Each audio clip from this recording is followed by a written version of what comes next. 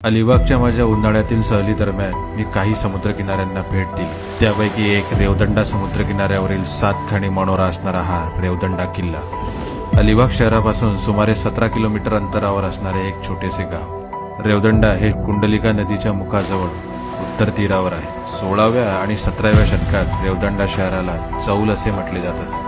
किल्ल्याजवळ पार्किंगची सोय उपलब्ध आहे।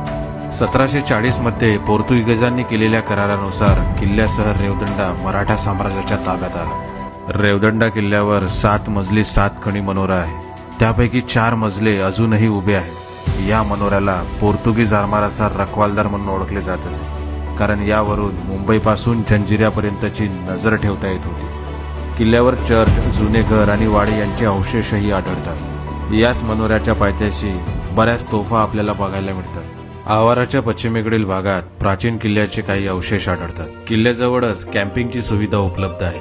किल्ल्याच्या संपूर्ण तटबंदीला 2 मुख्य दरवाजे आहेत। दक्षिणेकडील दरवाजा समुद्राकडे जाण्यासाठी वापरण्यात येतो। किल्ल्याची तटबंदी आणि सोनेरी वाळूचा हा समुद्रकिनारा हा विशेष संगम आपल्याला इथेच बघायला मिळतो।